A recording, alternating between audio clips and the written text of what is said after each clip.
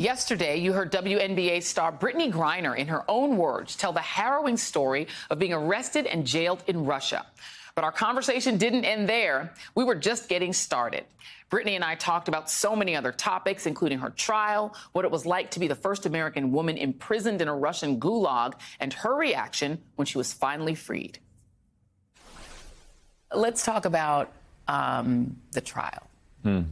So you eventually get moved to a place where you are now with other women. You're not by yourself. You make friends. Yes. You have some people who can translate for you. They put you in with a couple of people who spoke English. One of them is a spy. Listen, let me just let everyone know as they're reading this book, one of them is a spy. And I spotted her from the beginning. I didn't trust her from the first time you wrote about her. I was like, there's something off about that lady. But you do make some genuine friends there, and they're sort of going through it with you. But then the trial happens.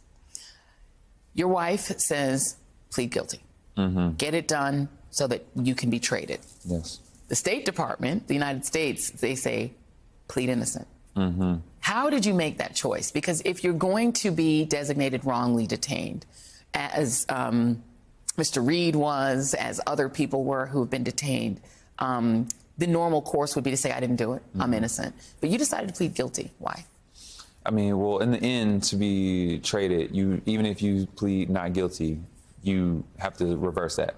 And you have to say that you're guilty. You have to sign a paper saying, like, you know, that you're guilty. Yeah. So, and then taking ownership. It goes back to how I was raised and everything. You know, I did not, and I made sure to say that when I pled guilty, but taking ownership for my actions. You know, as much as I didn't mean to do this and it was an accident.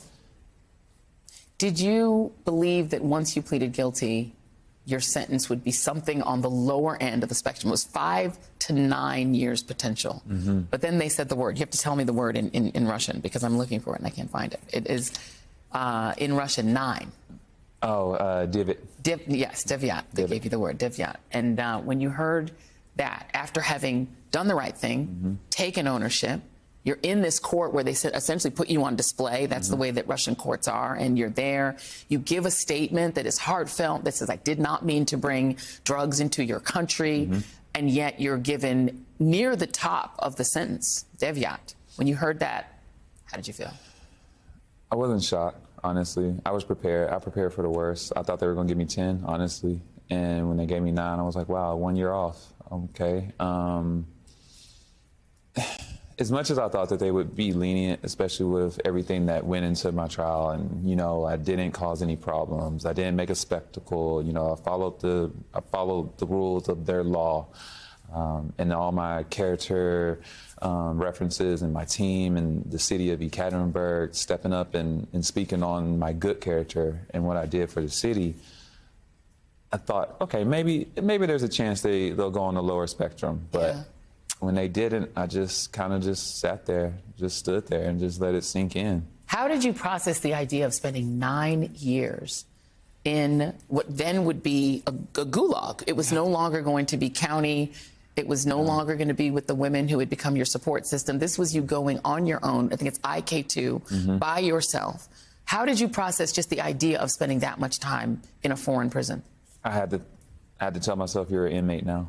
You're an inmate. Like, you can't think like, oh, this is wrong, I'm innocent, or any of this. You have to just say, I'm an inmate, and do what I have to do, whatever that's going to be in the work camp. And yeah, it was tough when I got back, you know, because your mind starts going, you start adding up the years, you start saying, okay, well, my dad's this old, like, he'll be this old, like, my wife, that's 9 years, we planning, you know, all the things we had planned to do. I'm like, that's all on hold.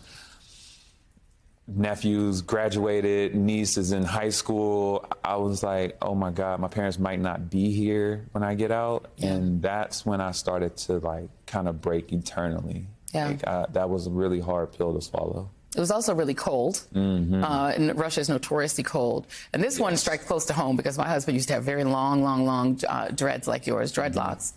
You eventually cut your locks. I'm going to read what you wrote in your book. And this is...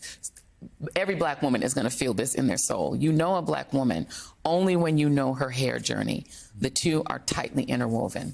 Yes, they are. Having to cut your locks, and your hair looks great. We love your beautiful curls. But cutting your locks, how did that feel? I mean, it was hard, but it was more more for my health, honestly, because for survival. It was survival, because standing outside with wet hair and my dreads are literally freezing, and there's snow stacking up on top of my head because you're outside for hours during morning checks and night checks as well. I couldn't do it. I was going to get sick, and the one thing you don't want to do is get sick. Yeah. Number one thing, you do not want to get sick in prison. One of the things in the book, and people will read it, it's harrowing. Every time there was even a chance you were going to have to go to the infirmary, I was like, please don't go, Brittany. Don't go in there. Yeah, I didn't want to. It's not safe. It's not I safe. did not want to go in there. Were you aware, or how much awareness did you have? Because now you didn't have your phone, you weren't able to call your wife, you really had just your lawyers as kind of your support system. How aware were you that there was a campaign building back home to free you? That celebrities were involved, that it was a big deal? He would bring printouts for me to read, and you know, we called them little take backs. He would take them back, but I would see different things. I would see different artists and actors and, you know, people in the public, you know, supporting me, my cause, fighting for me to come back. And I was like, oh my God, like, this is crazy. Did you feel hopeful? Did you think it could work? I did. I did think it would work, but it was also kind of weird seeing it as well, because it's like, normally you don't see that. Yeah. You know, you don't get to see that. Normally when people see all this abundance of love, it's, you know, unfortunately, the person's no longer there. And especially when you see your name on a court, being in basketball, you don't see someone's name on the court unless they're no longer with you. Well, and there were a lot of people in this country who made the point that if it was LeBron James or if it was an NBA player, the outcry would have been bigger and it would have been sooner. Because, you know, and I started by saying this, it literally would only be a black woman WNBA player who could possibly be in this entire situation. Everything that you went through, from the anti-LGBTQ bullying to trying to say, do you have sick thoughts, to putting you as a spectacle, to the fact that you had to fly commercial rather than private, right? Yes. And the fact that you had to play overseas at all, because it is only WNBA players who have to do that. Unfortunately, yes. We are the only ones that literally have to go overseas to close that pay gap.